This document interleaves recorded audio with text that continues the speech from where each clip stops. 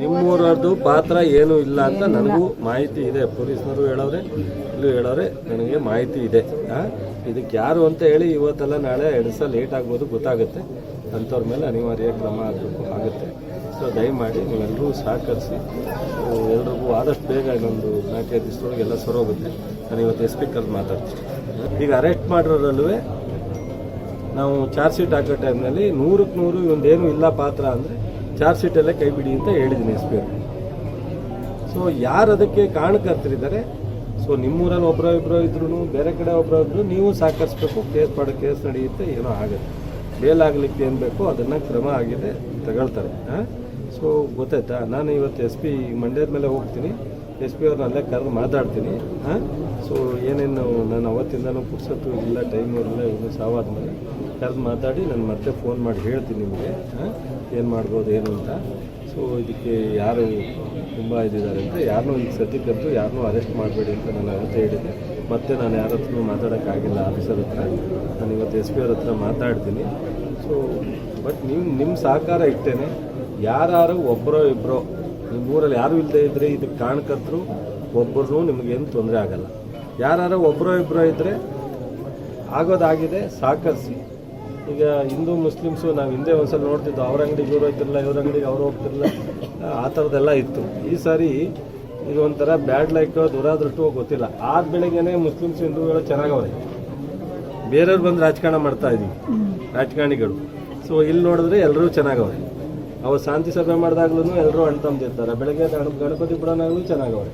ಈಗ ಎಲ್ಲ ಅವರು ಈ ಹಿಂದೂಗಳ ಹತ್ರ ಬಂದು ಕೂತ್ಕೋತಾರೆ, ಹಿಂದೂಗಳು ಅಲ್ಲೋಗಿ ಕೂತ್ಕೋತಾರೆ, ಎಲ್ಲೂ ಇದಿಲ್ಲ.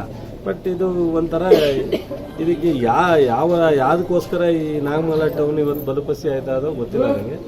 ಈ ಥರ ಆಗಿದೆ. ಸೊ ನಿಮ್ಮ ವಿಚಾರದಲ್ಲಿ ಈಗ ಹೊರಗಡೆ ಏನಿದ್ದೀರಿ, ನಮ್ಮ ಹುಡುಗರಿಗೆ ಹೇಳಿದ್ದೀನಿ, ಮಂಜು ಕುಮಾರ ಸಿನಣ್ಣ ಎಲ್ಲ ಇರ್ತಾರೆ. ಸೊ ಒಳಗಡೆ ಇರೋರು ಇವ್ರಿಗಿರೋರು ಎಲ್ರಿಗೂ ಒಂದು 5,000 ರೂಪಾಯಿ ಕೊಡಕ್ಕೆ ಹೇಳಿದ್ದೀನಿ. ಸ್ವಲ್ಪ ಕವರ್ ಕೊಡ್ತಾರೆ, ಕೊಡಿಸು. ಗೊತ್ತಾಯ್ತಾ. ಒಳಗಡೆ ಇರೋರಿಗೂ ಕೊಡಿಸಿ, ಇಲ್ಲಿರೋರಿಗೂ ಕೊಡಿಸಿ, ಹೊರಗಡೆ ಅರೆಸ್ಟ್ ಆಗದೆ ಇರೋರಿಗೂ ಕೊಡಿಸಿ, ಹೊರಗಡೆ ಹೋಗಿರೋದು ಇಲ್ಲಿರೋರಿಗೂ ಕೊಡಿಸಿ. ಅವ್ರ ಮನೆಗೆ ತೊಂದರೆ ಇದ್ದರೆ ಮಾಡ್ಕೊಂಡು. ಸೊ ಎಲ್ಲೂ ಆಗುತ್ತೆ, ಒಳ್ಳೇದಾಗುತ್ತೆ. ನಿಮ್ಗೇನೂ ತೊಂದರೆ ಆಗದಂಗೆ ನೋಡ್ಕೊತೀವಿ. ಯಾರು ಒಬ್ಬರಿಬ್ಬರು ತುಂಬ ಕಠಿಣವಾಗಿ ಇದಕ್ಕೆ ಕಾರಣಕರ್ತರಿದ್ದರೆ ಅವ್ರ ಮೇಲೆ ಅನಿವಾರ್ಯ ಕ್ರಮ ಆಗಬೇಕಾಗುತ್ತೆ. ಅದನ್ನು ನಾನು ಒಬ್ಬ ಮಂತ್ರಿಯಾಗಿ ಸೊ ಆಫೀಸರ್ಗೆ ಆಗಿರೋ ಇನ್ಸಿಡೆಂಟ್ಗೆ ಏನೂ ಮಾಡಬೇಡಿ ಅಂತ ಹೇಳೋದು ಚೆನ್ನಾಗಿರಲ್ಲ. ಸೊ ನನಗೆ ನಿಮ್ಮೂರವ್ರ ಪಾತ್ರ ಇಲ್ಲ ಅಂತ ಅನ್ಕೊಂಡಿದ್ದೀನಿ.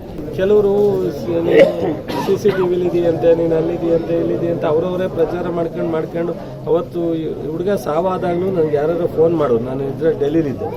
ಫೋನ್ ಮಾಡಿದಾಗ ಇಲ್ಲಪ್ಪ ಯಾರನ್ನೂ ಅರೆಸ್ಟ್ ಮಾಡಲ್ಲ, ಹೋಗು ಅಂತ ಹೇಳಿದೆ. ಯಾರೂ ಅರೆಸ್ಟ್ ಮಾಡಲ್ಲ, ಮಾಡಿ.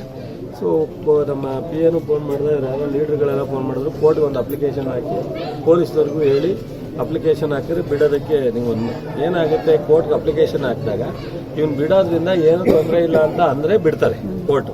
ಇಲ್ಲ ಇವ್ನು ಬಿಟ್ಟರೆ ತೊಂದರೆ ಆಗುತ್ತೆ, ಊರಲ್ಲಿ ಗಲಭೆ ಆಗುತ್ತೆ ಅಂತ ಅಂದರೆ ಬಿಡಲ್ಲ. ಅದನ್ನ ಯಾರು ಮಾಡಿಸ್ತವ್ರು? ನಾವೇ ಹೇಳ್ದು, ಗಲಾಟೆ ಊರಲ್ಲಿ ಏನು ಆ ಥರದ ತೊಂದರೆ ಇಲ್ಲ, ಪರ್ಮಿಷನ್ ಕೊಡ್ರಪ್ಪ, ಕೋರ್ಟ್ಗೆ ನಿಮ್ಮ ಅಬ್ಜೆಕ್ಷನ್ ಬಿಡಬೇಡ ಅಂತ ಹೇಳ್ಬೇಡಿ. ಪಾಪ ಅವ್ರು ಸಾವಾಗಿರೋ ತಂದೆ ಅಟ್ಲೀಸ್ಟು ಮಗನ ನೋಡ್ಬೇಕಲ್ಲ. ಈಗ ನಾವು ಇಷ್ಟೆಲ್ಲ ಒದ್ದಾಡ್ಕೊಂಡು ಮಾಡ್ತೀವಿ. ಫಸ್ಟ್ ಡೇ ಲಾಯರ್ ಹತ್ರ ಹೋದಾಗ ಇವನೇ ಫೋನ್ ಕೊಟ್ಟ, ಜೈನ್ ಅಡ್ವೊಕೇಟ್ಗೆ ಹೇಳಿದೆ, ನೋಡಪ್ಪ ನಾಗಮಂಗಲ ಇನ್ಸಿಡೆಂಟ್ ಆಗಬಾರ್ದಾಯಿತು, ಆಗಿದೆ, ಎಲ್ರಿಗೂ ಬೇಲ್ ಹಾಕಿಸಿ ಮಾಡಿ ಅಂತ. ಅವರು ಮುಸ್ಲಿಮ್ಸ್ಗೆ ಒಬ್ಬರು ಅಡ್ವೊಕೇಟ್ ಹಾಕಿದ್ದಾರೆ, ಜೈನು ನಮ್ಮ ಹಿಂದೂಗಳ ಹುಡುಗರಿಗೆ ಹಾಕಿದ್ದಾರೆ ಅಪ್ಲಿಕೇಶನ್. ಅದಾದಮೇಲೆ ನಮ್ಮ ಯಾರೋ ಹುಡುಗರುಗಳು ಹೋಗಿದ್ರಂತೆ. ಅವರು ನಾನು ಇವಾಗಲೂ ಫೋನ್ ಮಾಡಿದೆ ಅವರಿಗೆ. ನೀವು ಹೇಳಿದ್ರಿ ಸರ್, ರಾಜೇಶ್ನೂ ಬಂದಿದ್ದ, ಬೇರೆಯವರು ಒಂದಿಬ್ಬರು ಬಂದಿದ್ದರು, ಯಾರೋ ಹಿಂದೂ ಹುಡುಗರುಗಳು ಅಂತ. ನಾನು MLA ಅವರು ಹೇಳೋರೆ, ಮಿನಿಸ್ಟ್ರು, ನಾನೇನು ದುಡ್ಡು ತಗೊಳ್ಳಲ್ಲ ಈ ವಿಚಾರದಲ್ಲಿ, ಸಂಪೂರ್ಣವಾಗಿ ಕೇಸ್ ನಡೆಸ್ಕೊಡ್ತೀನಿ, ಬೇಲ್ ಮಾಡಿಕೊಡ್ತೀನಿ ಅಂತ ಒಪ್ಕೊಂಡಿದ್ದೀನಿ ಅಂತ. ಏನು ಮಂಜ ಸ್ಪೀಕರ್ ಆನ್ ಮಾಡಿ ನೋಡಿ, ಸ್ಪೀಕರ್ ಮಾಡಿ ತೋರಿಸ್ತೀನಿ. ಸೊ ಅಡ್ವೊಕೇಟು ನಿಮ್ಮ ಯಾರು ಬೇಲ್ಗೂ ₹1 ದುಡ್ಡ ತಗೊಳ್ಳಲ್ಲ. ಅವ್ರು ನನಗೆ 30 ವರ್ಷದಿಂದನೂ ಗೊತ್ತಿರೋ ಅಡ್ವೊಕೇಟು. ನಮ್ಮ ಕೇಸೆಲ್ಲ ಅವನೇ ನಡೆಸೋದು, ಮಾಡಿಸ್ತೀನಿ. ಇದರಲ್ಲೂ ರಾಜಕಾರಣ ಮಾಡೋದು ಏನು ಮಾಡೋಕ್ಕಾಗಲ್ಲ. ಸೊ ಇದೆಲ್ಲ ನನ್ನ ಇತಿಹಾಸದಲ್ಲಿ ನೋಡಿದ್ವಿ. ರಾಜಕಾರಣ ಮಾಡೋರಿಗೆಲ್ಲ ರಿಸಲ್ಟ್ ಏನು ಸಿಗುತ್ತೆ ಅಂತ ನೋಡಿದ್ವಿ. ನಾವು ಆದಷ್ಟು ಮೊದಲಿಂದನೂ ಫ್ರ್ಯಾಂಕ್ ಆಗಿದ್ದೀವಿ, ಈಗಲೂ ಫ್ರ್ಯಾಂಕ್ ಆಗಿರ್ತೀವಿ. ಇದಕ್ಕೆ ಇಷ್ಟೊಂದು ದೊಡ್ಡ ರಾಜಕಾರಣ ಬೆರೆಸೋ ಅವಶ್ಯಕತೆ ಇಲ್ಲ. ನೀವು ನೋಡ್ತಾ ಇದ್ರಲ್ಲ ನಾಗಮಂಗಲದಲ್ಲಿ ಹಿಂದೂ ಮುಸ್ಲಿಮ್ಸು ಗಲಾಟೆ ಆಗೋ ಪ್ರತಿಕ್ರಿಯೆ ಥರ ಇದೆಯಾ? ಮುಸ್ಲಿಂ ಏರಿಯಾಕ್ಕೆ ಹಿಂದೂಗಳು ಹೋಗ್ತಾರೆ, ಹಿಂದೂ ಏರಿಯಾಕ್ಕೆ ಮುಸ್ಲಿಮ್ಸ್ ಇದ್ದಾರೆ.